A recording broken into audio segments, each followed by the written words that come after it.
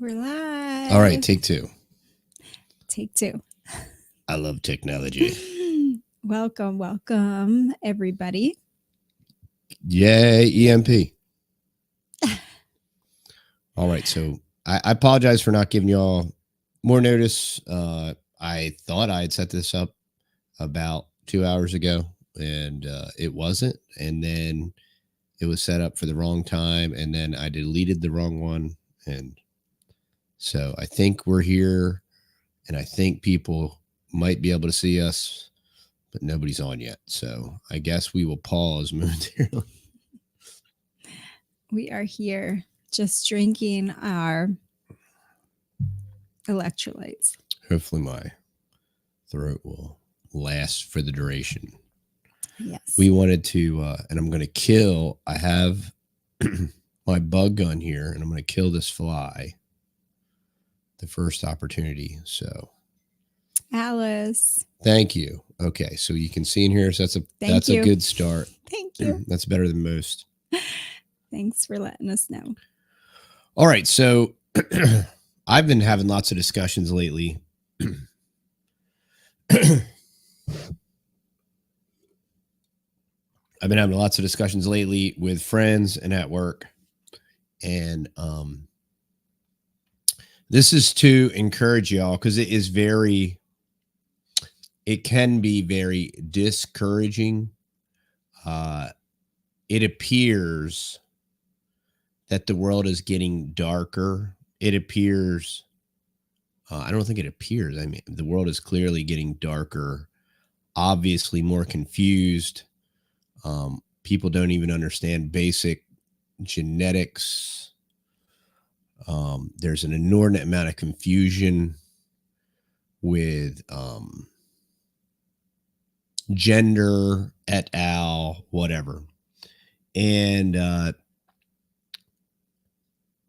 part of the solution is recognizing the problem.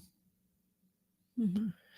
And the problem is a very, obviously, as Christians, okay, the overarching problem to everything is sin. Mm-hmm. Man is fallen. And so sin is the overarching problem. Theologically and philosophically, sin has always been the problem. Mm-hmm. And there were times, at least from an American and I would say a world perspective, just like all these issues we are having are not American issues. These are, relatively speaking, global issues. Now they're not as thick in other parts of the world, but sin has been the overarching problem since the beginning of creation.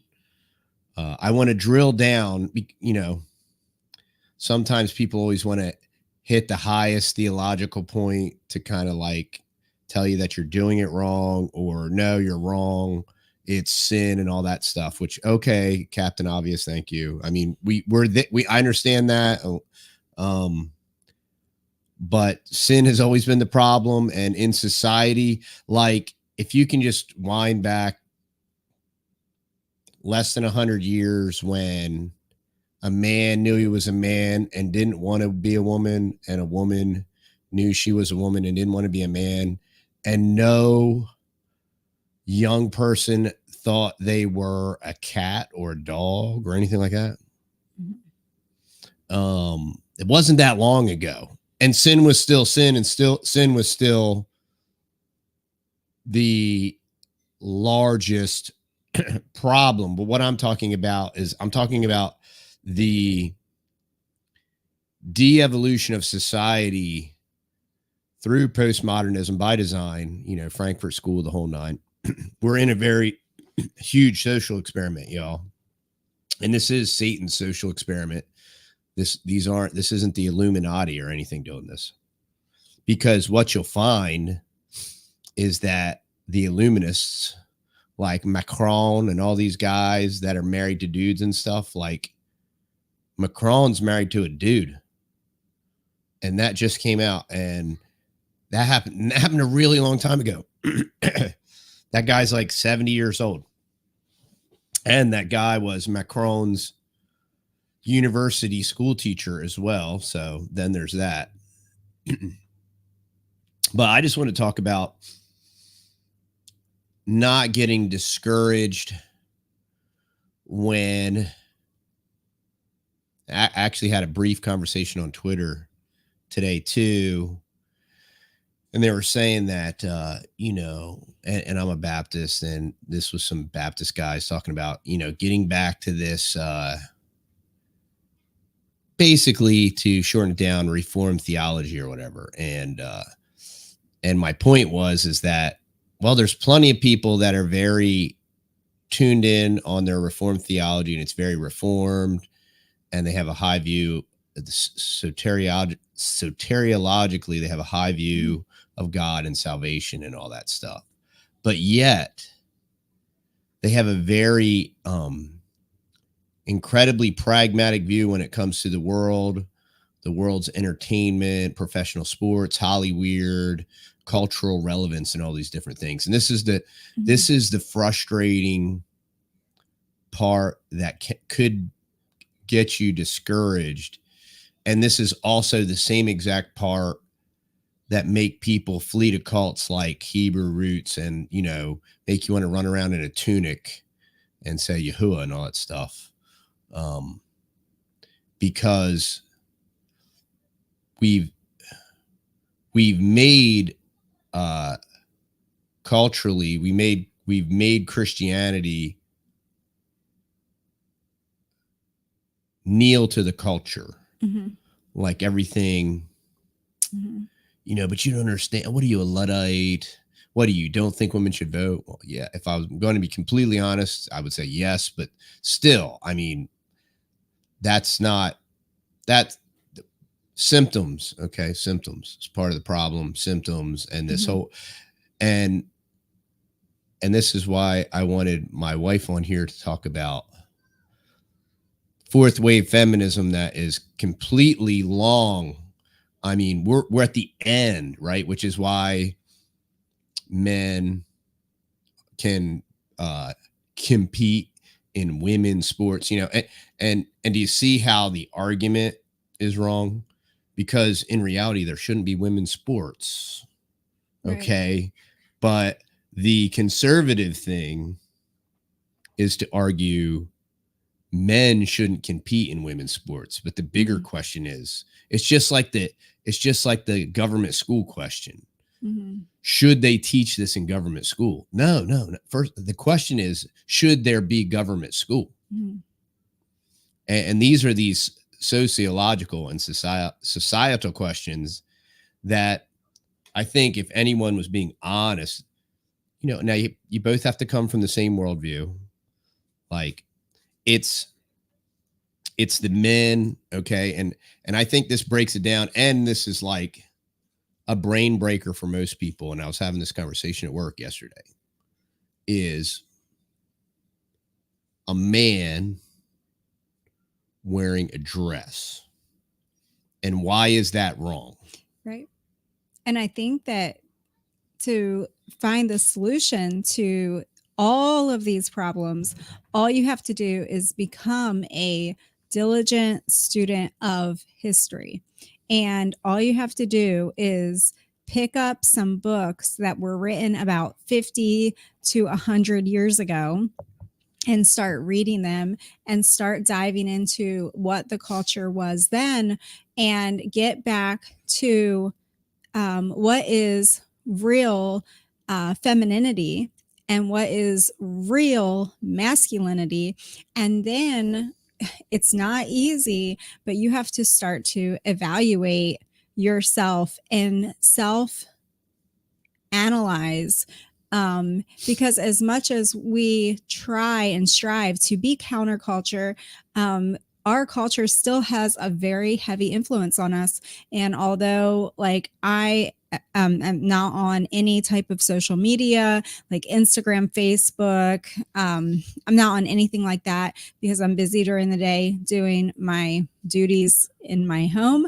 But even without all of that influence, still, um, we do watch YouTube, and still there is influence from the culture. There's still, and it creeps in so unknowingly, and we can see it really easily in our children, but it happens with us too. We just don't see it with ourselves.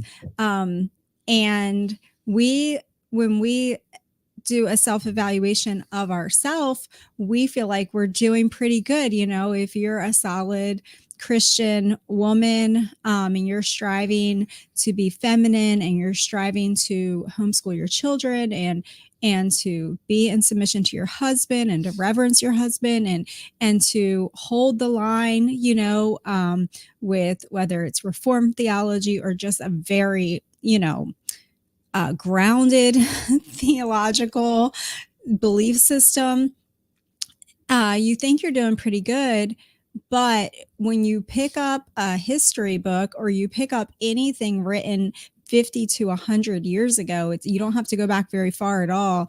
You're going to be like, wow, I'm pretty much a feminist. Like, wow, in my thoughts and in my actions and in my attitude, I am not winning this. Like, I'm really losing this culture war. And that is true self-evaluation, and it's a good place to just get really honest with yourself, you know. And it would be idyllically, and what it should be is we should be able to point to our elders who should be demonstrating, modeling this, teaching it, training it, disseminating it in a practical way. We should be able to do that. And for whatever reason, unfortunately, we cannot. The culture, pragmatism, and the culture, and in my opinion, feminism, has led to the deconstruction of what was once good in the created nuclear family, in the order in which God created it, the patriarchal order that God created it in. And no one wishes to model that. No one wishes to teach that. And maybe you can find a single, one family over here, another family on the East Coast, another family in Alaska, or whatever. There's certainly not a group of individuals that adhere to that, and and it can be discouraging. And but the point isn't to be discouraged. The point is to, it's kind of like everything that we try to do is we try to be, you want to be the example, and regardless of what everybody else does. I mean, it's way easier to talk sports ball and all that dumb stuff. It's way easier. It's easier even psychologically, because it requires very little thought. And it's way easier to go with the flow, and but we have to be like your friend was saying, we have to be the filter. We have to be that filter to filter out the trash for our children, and simultaneously, while doing that, giving them all the avenues and the venues to fill their time with productive, creative things that they wish to pursue and go after and achieve. And that's the beauty of it, is we can very easily, and I say this from experience, we can very easily replace the Hollyweird and sports ball and all these just dumb. These things are non-productive things. They are not going to help you in life. Oh, well, team sports, and you'll learn how to be part. Well, you're a member of a family, and that's the greatest team sport there is. And so if you want to learn how to be a part of a team, you learn how to be a productive part of the family. And then the greater productive part of the family doesn't have to drive you all around the world while you chase a ball and play games. You can actually do something productive and create, and probably when you're 19 or 20 years old, you'll have a substantial start to life where you can actually pursue life, like finding a spouse and getting married and building a house and building a life, instead of just like going to college and accumulating debt and then getting out. And the main modern method of way of everything is done is absolutely wrong. It's absolutely backwards. It's anti-family. In a real way, it's anti-human. And if you want to know why every country has a collapsing population, right? And this is, you don't even have to get into all the gender bender, blender, trans testicle stuff or any of that stuff. And China has a collapsing population. They don't have the same social issues that we have. So, but they have deconstructed and destroyed the family and handed it over to the state. Yes. And I think that, one big part, there's lots of solutions that we're going to be talking about this evening. One I just was speaking about was self-evaluation. Pick up some old books, find some YouTube channels. There are thousands, literally thousands. We aren't alone in, we might be alone in a remnant sense of like, living a separated life in some aspects, but we aren't alone as women and families, and women do kind of set the tone for the family. And, that's why that's all been undermined, and that's why that's all destroyed, because they know that. And if they can not just take the mother out of the home, but if they can strip her of her femininity, and in doing so strip the man of his masculinity, then they've essentially just neutered the family. And it doesn't work. We can obviously see it. We grew up in the 70s and 80s, and it was just so clear at that point that it was gone.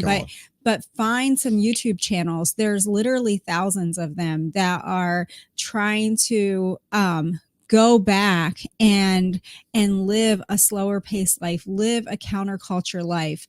And then, interestingly enough, they're being mocked quite a bit as well. It's kind of funny. And then be brave enough to live that life, right. and teach your kids that it's okay to be different. Like our older boys, they love being different. Like they embrace the old man culture. Like they don't want to do all of the things and be like looking like the younger culture and all of that. It's okay. Like we've just taught them, like, it's okay to be different. It's okay to stand out. And, who they identify with is the older generations, like the older generations. And that's why they're like plaid shirts, tucked in, cowboy belt, hat. Like that is who they are. And if and it's okay to, if you say, well, that's not who I am, well, that's okay. It's okay to reinvent yourself too. It's totally fine to say, that's who I used to be.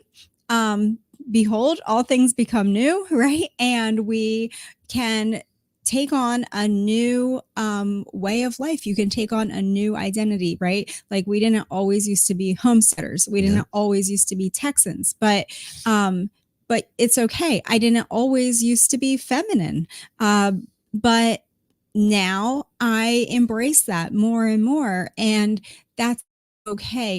It's totally okay to give yourself permission. We don't identify in the past, we press on, we press forward, right? So you hear that a lot with parents, with children. Like the other day I was in a store and the lady said, well, I already messed up with that. I already gave my younger So it's kids over. Yeah. cell phones. And I was just like, that's so sad. Like, it's okay. You can correct. Like, that's the beauty of being a human being, is that you don't have to say, well, I already made that decision. They already listen to bad music and they're already so engulfed in the culture.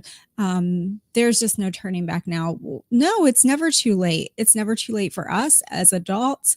And it's never too late as parents with children to honestly sit down with them and and repent and tell them, like, you're sorry and you messed up and I thought it was a good idea and it's not a good idea. And then, like you said, looking for all those opportunities that they can pursue and you can say yes to, so that they can be not these weird isolated, abstract, like introverted, hermit homeschoolers. Like you don't want to create that. No, your kids do not have to be weirdos, and they certainly don't have to be like awkward. If anything, it should be the opposite. Right. They should be very self-confident, that they know who they are. They know, and they can go and engage in society, and they know who they are. They're very strong and independent in who they are. So finding those opportunities that you can say yes to, anything that you can say yes to, you say yes to. I think that I think the cell phone analogy is great, right? Because now all of us adults, we could basically, certainly if you're working, okay, like, and I would love to like bury my cell phone 8 feet under dirt and never look at it again. But I work, and so much of that work function is mobile, and it makes my job much easier, communication much better. It gives me the ability to produce probably 40 times what I could without it, in volume and the speed of communication and scheduling people and crews and different things, to have that instant. And so from a business standpoint and from a productivity standpoint, I couldn't imagine life without it, right? Even though 30 years ago, I mean 20 years ago, we didn't have anything remotely like what we have now as far as total communication. And all that being said, you would never, let me rephrase that. You should never give that to a child that is not an adult. You know what I mean? Because that's why when we started with cell phones with the boys, we did a data only, like a Trumi deal. So there was no type of web interface or anything like that. Yes. And that's a great option if you have kids and you're looking for a phone. Trumi, we started out with Gab phones, but then we went to Trumi because they had a little bit more on it, but they don't have access to all of the apps. There's only apps that are approved through Trumi, but they have like a Bible app. They have like a calculator, a calendar. They can listen to audiobooks and different things like that. Yeah, they can listen to their audiobooks. They can download stuff onto their phone, but they don't have internet access. But they do have GPS, which is really important when they're driving.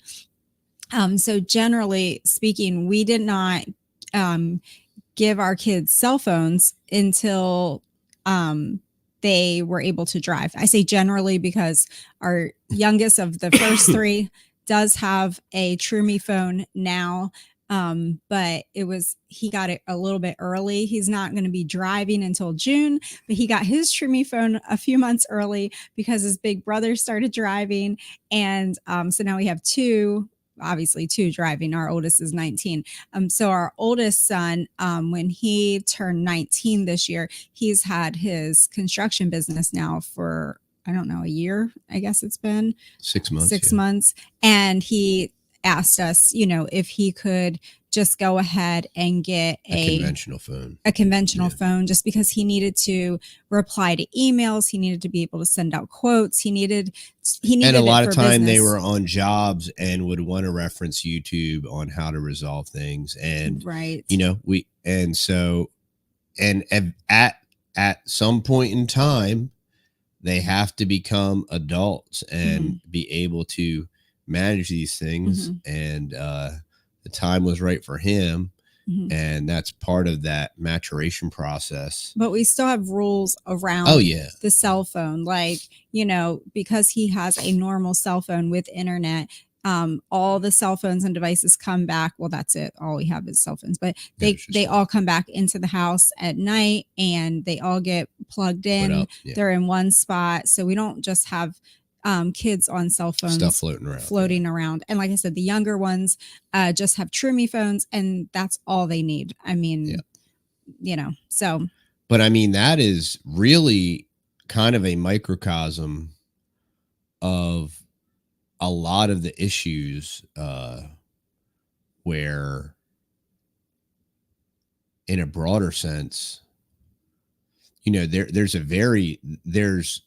hear it all the time. Well, they got to learn this stuff, just like the the professing Christian people that send their kids to public schools to be Christian warriors at the age of 8.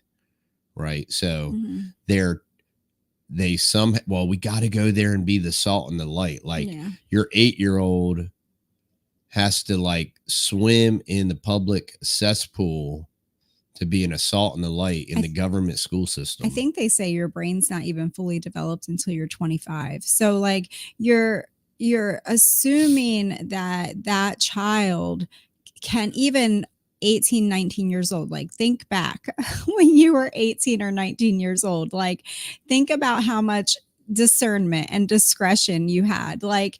You're not fully mature. And I'm not saying you can't go and get married or whatever. You grow up. I understand. And getting married is the best way to grow up. It's the fast track to maturity. I'm a big believer in that. I saw an older gentleman comment on one of our videos, and he said, I'm so tired of these people saying that they're talking to their teenagers and telling their teenage boys, they have to wait so long for marriage. He said, the thing that grows up a boy into a man is marriage. All you're doing is stunting their growth. That's true. Wow. You're holding them back. You're handicapping these young men.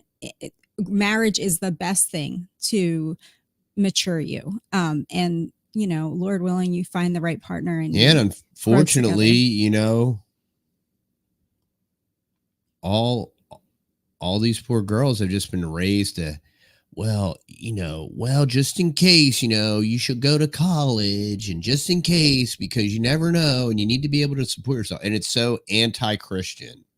It's so anti-God. You should be able to support yourself. Well, God supplies my needs. And I realize that's the higher, that's the snooty Christian answer. And I'm not saying I'm not going to go to work anymore because God will supply all my needs according to his riches and glory.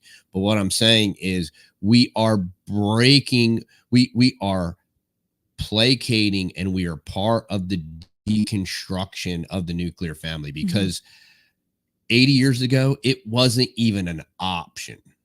Right. Well, we're encouraging feminism, is what we're doing, because the whole school system, the whole college system, all of that, the sports, all of it is a boy driven, it's a masculine driven system. It's not a feminine system.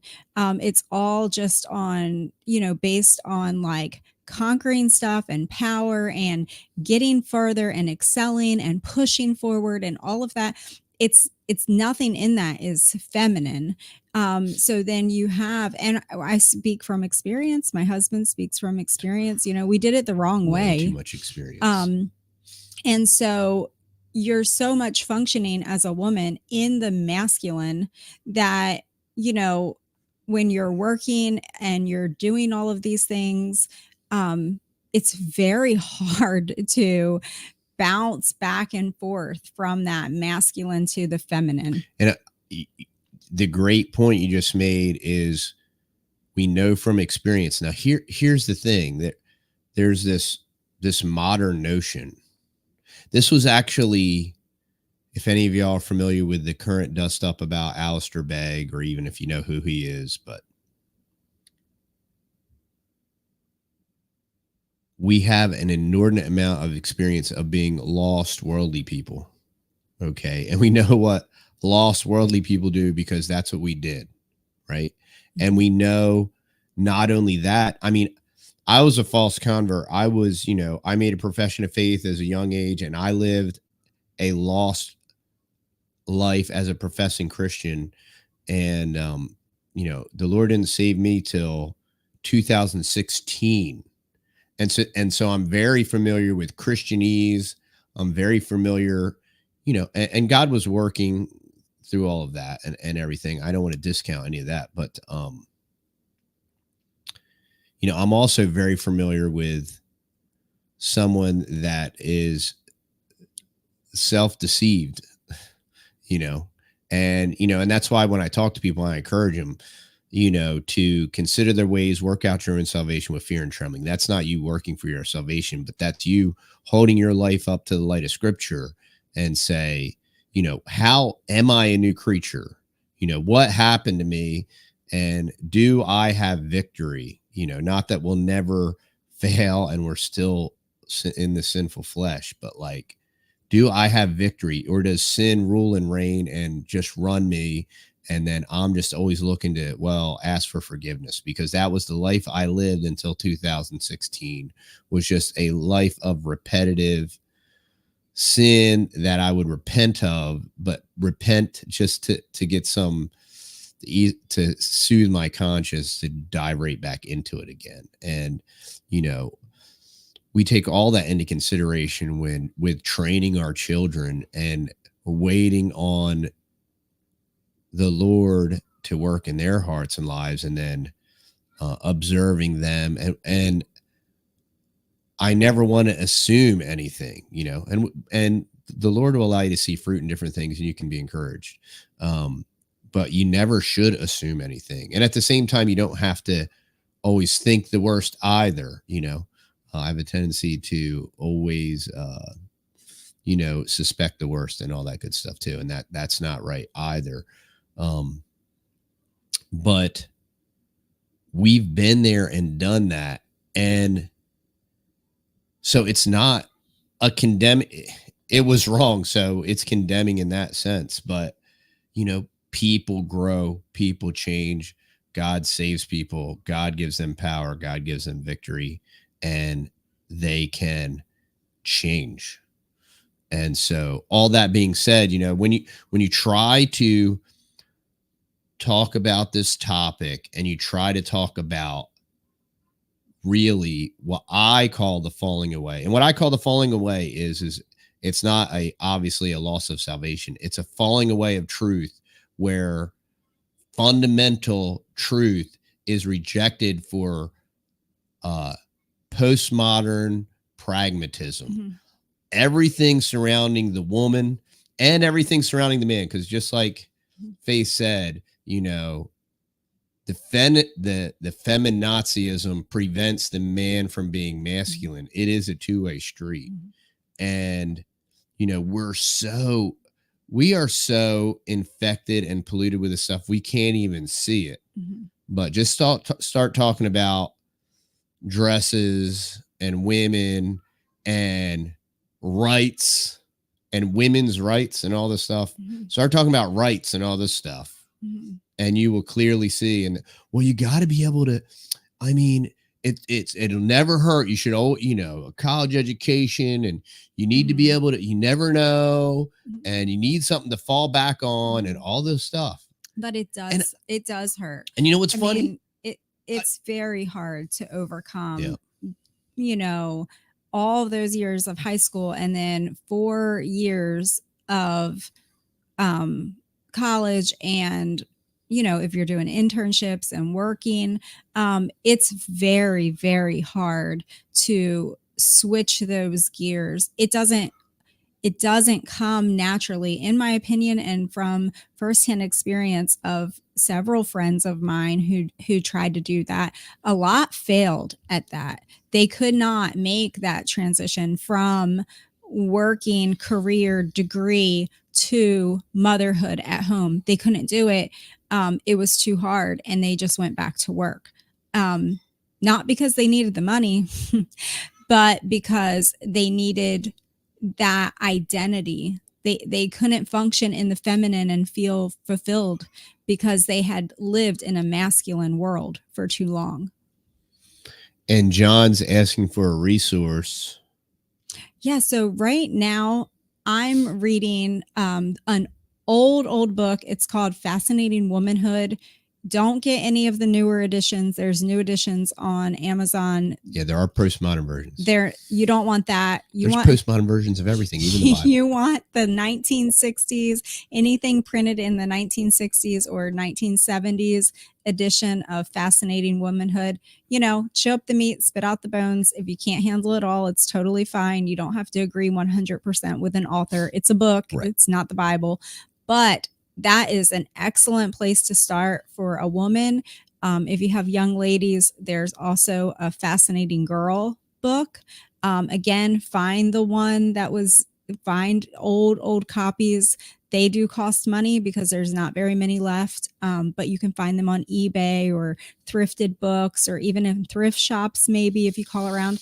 And then my boys are reading, the husband wrote a book called Man of Steel and Velvet. And that was published, I believe, in 1970 or 1972. And I think there's only one copy of that. So you probably do good to find that one.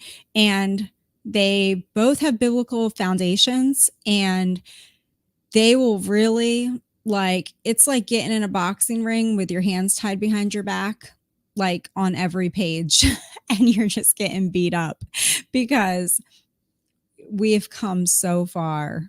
We have come so far since 1960 and 1970. Yeah, the way that you think needs to be deconstructed and reconstructed. And and see, this is where I'm referring to. This is where churches have dropped the ball and missed it, and everything else is you can preach through a chapter verse by verse and handle all the hard stuff and do all of that. You can do all of that. I forget the terminology I'm thinking of, but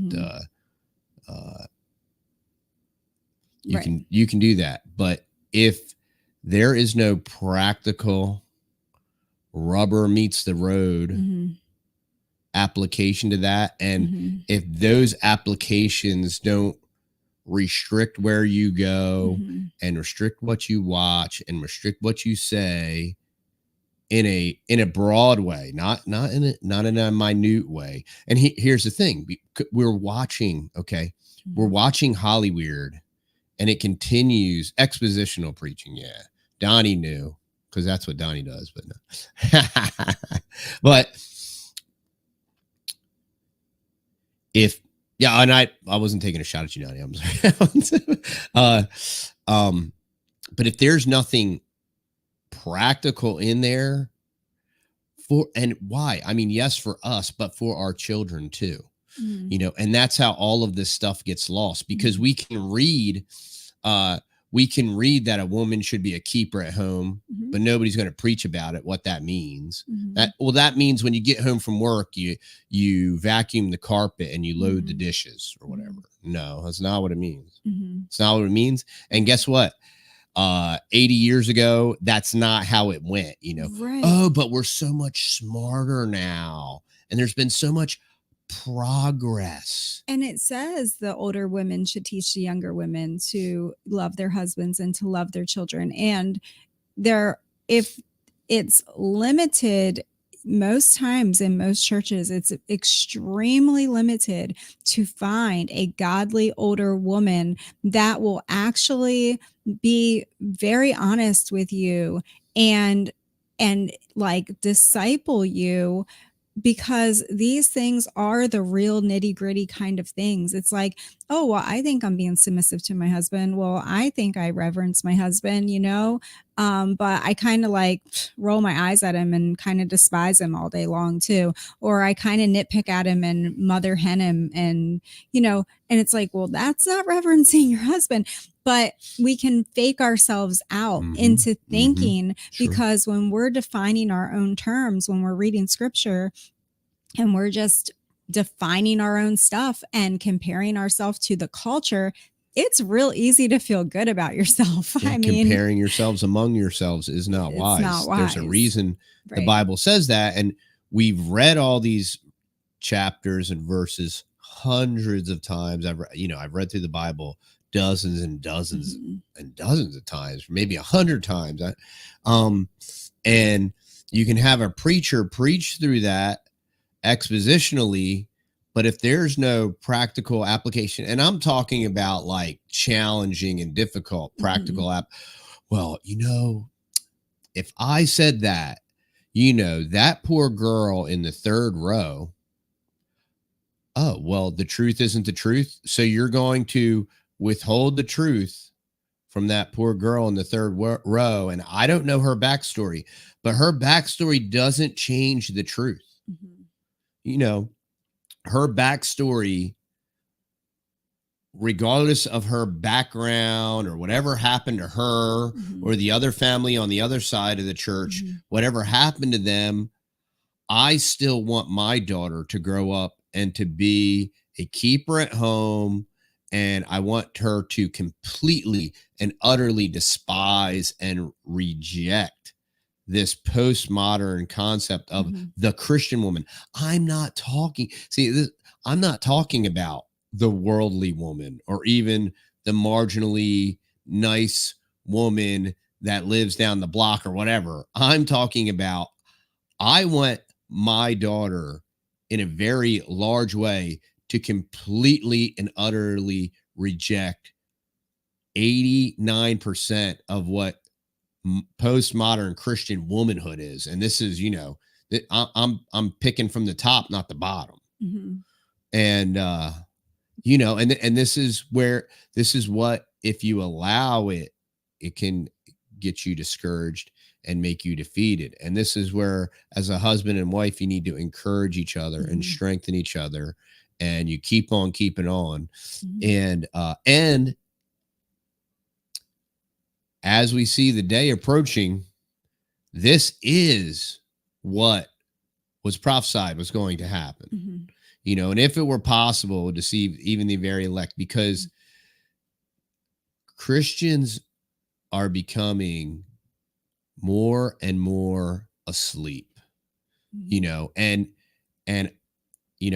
I listen to a lot and I read a lot and I study a lot, and I listen to a lot of different preachers and stuff that are they have great, we can learn about Sosthenes and all these different things, right? Oh, that's interesting. I never picked that up before. I never noticed that when you go from here to here, but you can go through an hour of that. And if there's no practical, like what's going to change my life or my child's life tomorrow, it's good to have that knowledge, but it's just head knowledge. Right. It serves no practical purpose. Right. If you lose the family, if you if you have families that are being divorced, families that are being train wrecked, if you have, and we're seeing it constantly, even these young couples, young married couples who were grounded in what you would consider a good biblical foundation, good, solid, you would consider conservative churches. And yet they are being just demolished by the culture. And, it's just like, what's the cost? The cost is our children. The cost is their future, is broken families. I mean, yeah, it's going to cost something to go dig up some old books. It's going to cost something, it is. You're going to have to lay down some things. You're going to have to, if you are, a lot of things, most things. Yeah. Because Americanism is incredibly selfish. Americanism, I was born in the 70s. I'm a 90s kid, incredibly selfish. And I've been working for my entire married life to shed my selfishness, and I haven't arrived yet, but marriage is good for that. Marriage will help that. Yes. If you're very selfish, you should get married. Yeah. And if you're a man, you should get married to a woman. Yes. Yeah. All great recommendations. It's going to cost you something. It's going to, you're going to find out some things, and you're going to have to relinquish some things about yourself. But if you want to grow and you want to become a better person, and you don't want to live in that past life or in the current culture, who wants the current culture? It's horrible. I mean, that's the thing. T-shirt and jeans, bland. I mean, everybody does the same cookie cutter thing. Go to college, go get some same 9 to 5 loafers, job. Same effeminate tapered jeans, same broken family problems, same husband wife dynamics where you're both trying to fulfill the same roles, and you're both splitting the chores, and he's not really masculine and I'm not really feminine, and the boys and the girls are both wearing the same tapered jeans, and the kids are all on sports teams. And I mean, who wants that life? They're all on social media. They're growing up on social media. That is, and you see this flurry of channels. Like, there's literally thousands of channels of people that are waking up. They might not all be Christians, but they are waking up to that, and they're saying, they're seeing how it's so critically flawed, and how it has been deconstructed like grain of sand by grain of sand. It's been deconstructed, and the funny part, if you want to call it, the tragic part is, when you talk in Christian circles, they can, it's all, one, a lot of them are mocking this whole TradCon thing, and this is a LARP and different things because, hip, and, I got the cool long beard with the twisted up mustache, and I smoke cigars and drink cognac and all this stuff because I'm this hipster. Wow, where in the world? Like, how did that happen? Like how did that happen? Right. And a lot of, the ways that you have to find encouragement is finding, as I'm just speaking as a wife, and a mother, and for your children, is finding the things that you do want to encourage, and using, YouTube, we use all the time. We don't have regular, cable TV or anything, but we use YouTube to encourage those things that we want, right? So we put on shows that, the older boys, they love cowboy shows. They love old time Western cowboy shows because men are men and women are women. And you got to be real careful with that too, because there was that influence started feminism, a long time ago. Can get in there. You got to be very careful. But with our younger children, like, we don't let them watch, shows that are just obnoxious, like cartoons with people that have bad attitudes. If I don't want to deal with the attitude that the little child has on the cartoon or on the video, then I am certainly not going to give, like, I'm not going to plant that seed for my little child to watch that. So instead, I'm going to pick out things like all of the old time classics. You know, we watch a lot of like Dennis the Menace and the Little Rascals and Shirley Temple movies. And like we watch a lot of old stuff because there was still character there. That's things that my little girl can aspire to. She, you know, very feminine. They can exemplify those things. And it gives, you know, we all need things to look to, right? So if we're not finding that in our culture, in our society, these are things that can help encourage us to grow in these areas and just be more, I hate to say like traditional in our life, but like that's kind of where we're at, I guess. My words are probably lacking.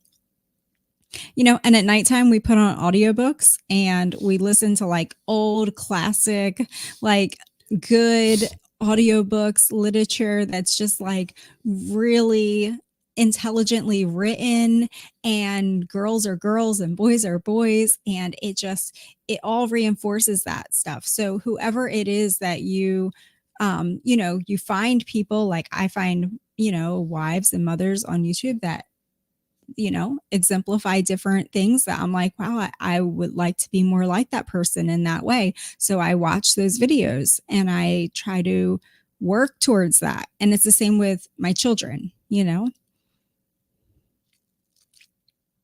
That's good. Oh, and I want to clarify. I said a man should marry a woman. I'd like to clarify that. A man can only marry a woman because there's outside of that, there's not marriage because God ordained and defined marriage. So there isn't marriage outside of that. So I want to redefine my statement, or clearly define it. I don't want to redefine it. There's a lot of that stuff going on, but yeah, but it's interesting because it's so much deeper than like the attack on femininity. It's like I think we were talking about this the other day, and I said, you know, it's like a feed bag, and you pull that little string on the top of the feed sack, and then the whole thing comes unraveled, right? the one that I can never get to do the thing, yeah, and so I always have to take my knife. But if you know how to do it, if you do, you pull the one little string on the top of that feed sack, and the whole thing comes undone, right? So I said that is just like taking femininity away from the woman. Somebody earlier was saying that they were all dressed in reenactment dresses today and they had so much fun, and they were just reminiscing of like, why can't women be feminine like this? You know, that's actually fun. Yeah, it's how we were designed to be, right? But they pull that string and it's all done. Like it's all gone.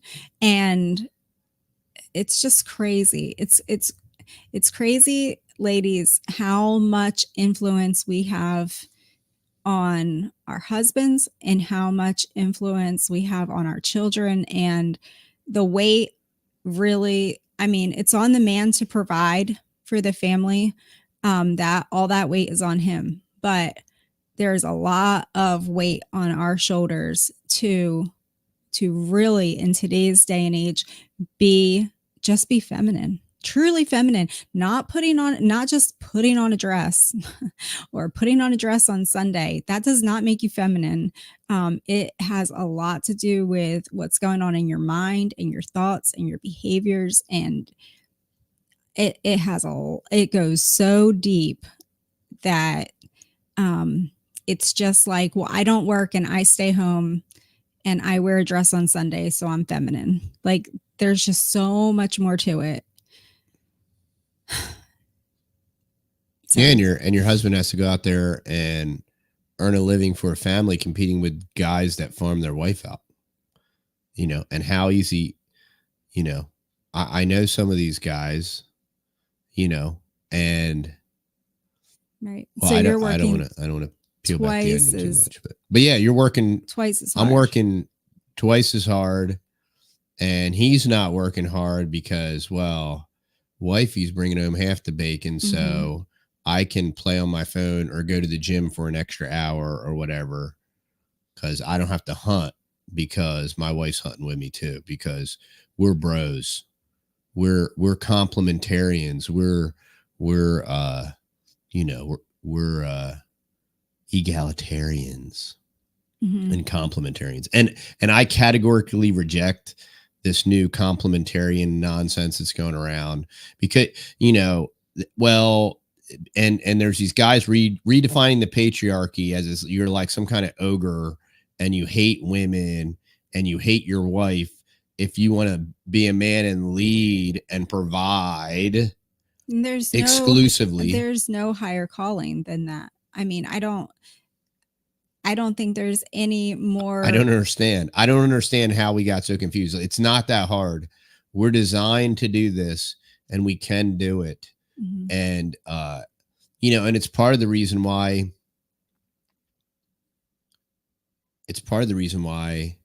when you get improper feedback that that it bothers you.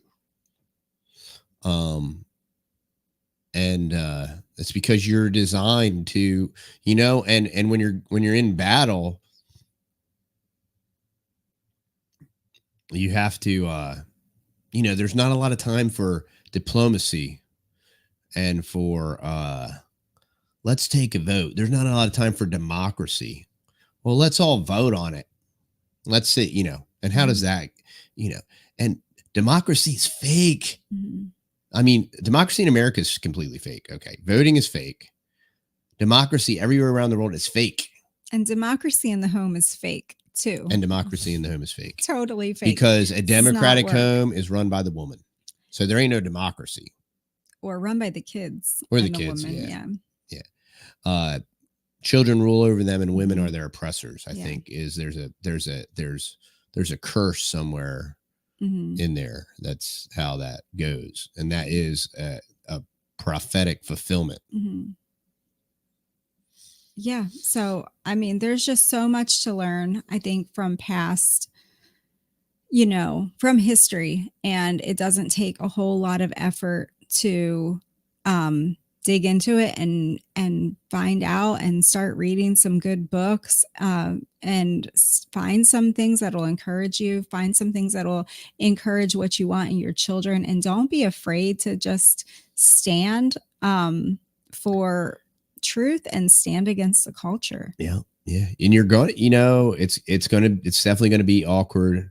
It's going to feel awkward. People are going to purposely make you feel awkward, um, because, for one, I mean, that's the whole point of peer pressure. Is it's just like all the experiments they've done, you know, where, okay, they put this test subject in a room with a bunch of canned people, and they say, okay, everybody give the wrong answer, right? And then in the beginning, the person being observed is giving the right answer, but then they conform because they Mhm. don't want to stick out.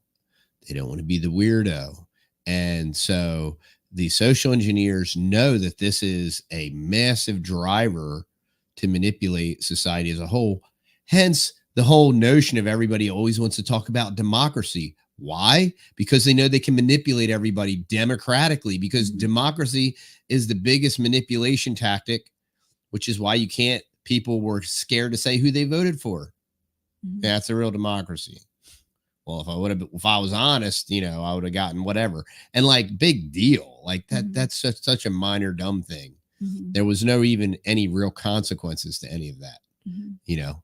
And it's a joke, but you know, you have to be willing to be the weirdo, to to stand out and to verbalize what you believe. And you know, it was really neat a couple weeks ago, and I think I talked about this, and I won't rehash it again, but one of the guys I work with said, "Well, Jim believes this, you know," and I'm like, "Sweet, yeah, good." I'm like, "Man, you said that perfectly, and that was awesome." And I'm glad that I've said it enough, and I've said it with parrhesia and skill and ability, that you completely understand where I am and what I believe. And relatively speaking, it's diametrically opposite to most of the people I work with, which is okay. I mean, I wish it weren't that way, but wishes and whatever, wish in one hand and, throw a rock or whatever. I forget how the saying goes. Well, I do know. I'm not going to repeat the saying, but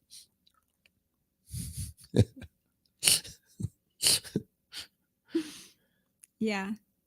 Well, it's no big secret that our families functioned a whole lot better back 50 to 100 years ago. And if you I mean, basically, we were there. Christianity was more authentic then, but also you just had the proper gender roles, and you had women who were authentically feminine in their nature, not just in their dress, not just in how they decorate their house, but they were authentically feminine in their nature and in their behavior and in their mind. And then you had men that were by default more masculine. That's how that works. That's the true complementarianism. I don't believe in this new definition of complementarianism, but if you want to know what true masculinity complements feminine, they're Right. designed to work. They said it's hand like in glove. a lock and a key, right? Yeah. The two are distinctly different. But when you put those two together, that lock and that key actually function, and it works. And it doesn't mean that one is more valuable than the other. It just means that they are very, very distinctively different, and they have two totally different functions. And that's okay. It's totally okay. Of course. When you start blurring the lines, this is how we have, children using litter boxes in public school bathrooms and stuff, and you have guys thinking they're women. And so this is how, Confusion. This is why. It's not because they changed the DSM. No, it's a lot of reasons, I think, but one of the big reasons is that Satan is the author of confusion. Satan loves confusion, and they have just unraveled society by deconstructing the woman.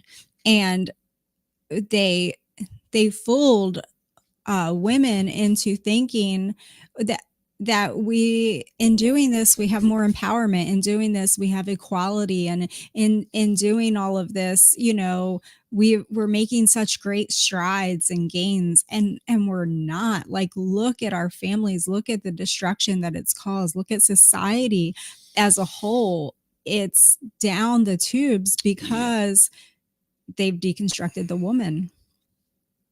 Progress. And it's all, it's different now. The culture's different. Stop being such a Luddite. Stop living in the past, man. No, as time goes by, a man is still a man and a woman is still a woman. And what made a woman 100 years ago is the same exact thing that makes a woman now. And what made a man 100 years ago is the same thing that makes a man now. And all of this World War II and Bretton Woods and Sally Steamfitter and all of this communism and socialism does not change the fact of what a man is, doesn't change the fact of what a woman is. It certainly doesn't change the fact of a biblical order, general orders, the patriarchy, or any of that. That cannot change. That is just the same way biblical marriage can't change, is the exact same way the patriarchal order of God's creation cannot change, regardless of whatever society does. Society is going to continue to go down. There is, I really hate to break it to you, if there's anybody on here that thinks like we're bringing in the kingdom and it's going to get bigger, stronger, faster, and better. That is not perceivable in reality. That doesn't exist, regardless of whether Roe v. Wade got voted down, whatever that means, by a bunch of Kabbalists and Catholics. They in their great Christian, in a great Christian movement of God, they voted down Roe v. Wade. No, nothing happened. Right. They still kill lots and lots and lots of babies. Yeah. I think, and the biggest thing, Lena was saying a couple things, but the biggest thing is encouraging your children to stand strong in who they are and not be afraid to be different, to be independent, and to let them know what their strengths are. If they are boys, build those strengths. You should be building those strengths from the time that they are little, and not ever diminishing them or demeaning them or confusing them on their strengths. Little boys have different strengths than little girls. Just like my husband has a whole different strength set than I have. And they are totally different. Our everything about us is totally different. But when you're raising children, it's the same. So the way that you raise little boys, you are going to be finding those masculine attributes, and you're going to be encouraging those things,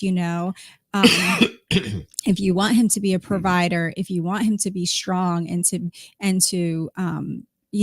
work and just take initiative on things, you're going to be training that from the time he's 2 years old or less, all the way up. So he has pride in what he does. He knows he's a hard worker. He's been told, I'm a hard worker. Wow, you really got that done. Wow, you did a good job on that. Wow, and that is the role of the mother and the woman to do that, to bring all of that out in that little boy.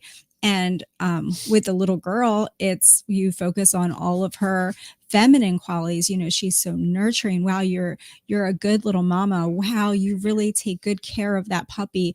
Oh, you're so sweet and kind to that chicken, or whatever it is, or wow, you really did that so beautifully. Oh, you organized your drawers so nicely. Like, wow, that is really neat. Or, you're training those things, and all you're doing is just amplifying what God already instilled in those little people, that they're already inherently masculine and feminine, designed that way. They are designed that way, but you're just encouraging them in all of those things, so that way when they become adults, they are very secure in who they are. Because what would happen if you did the opposite? They would be very confused. Yeah. Oh no, Johnny, boys can play with dolls. Why don't you put on your sister's dress? And the next thing you know, they're like, right. Or stop crying like a girl. Yeah. Stop and the next acting thing you know, like a little girl, or using a litter box. Yeah. Or, surprise. You hit the ball like a girl. You should hit it like a boy, or whatever. Like, there's lots of things that our culture says to demean children and confuse children, or to reprimand a little boy for being masculine and being a little boy. That's horrible, and it's abusive to their nature, which is another reason why our children are not in any type of school situation. No type of school situation, no type of organized sport situation. No, because influence comes from everywhere. Influence doesn't just come from a government school. Influence comes from even the best of the best private Christian school, private school, the best of the best team sports. Best, and we'll play pickleball, we'll throw the ball around, we'll do different things, but from an organized level, for one, it's just it's just worthless. Okay. There's no skill. Like, later in life, it's never going to help you. It's not a real world skill where you can feed your family with it. And besides the fact that it all happens on the Lord's Day and all that stuff, and all these Christian athletes and all that stuff, I mean, whatever. I mean, it's antithetical. Okay. It's antithetical to Christianity. It doesn't make any sense. And this is all part of the deconstruction of postmodern Christianity. This was all part of it. And it's crazy. But, Yeah. And you don't know that wonderful Christian school teacher who you have with your child all day long. You don't know if she's really inwardly, like, is her, you don't know A what her Jezebel. attitude is. You don't know how she treats her husband at home. You don't know anything. And all of that comes out. Little people pick up on all of that stuff. You cannot fool them. And, you know, somebody will disciple your children. Somebody will raise your Yep. children. If it's not you, it's all influence. It's just, yeah. So you have to be in charge of that. Well, rather than us just drone on for another hour, I guess we'll wrap this up. We appreciate all y'all hanging out and all the great feedback and interaction. It's been great having lots of new faces on tonight. Mhm. And I'm glad we could get this to finally work. So that was nice. Yeah. So do real things with them instead. Yeah, do real things in real time in the real world. Go to parks, go catch bugs, go to a state park, sign up for adventure stuff, learn about critters that, you know, we did all kinds of things over the years to, even when we didn't live on a farm, there's lots of opportunities. Yes, very much. That aren't very much so. That aren't organized real sports. stuff. Yeah. Yeah. Randy, what's up, man?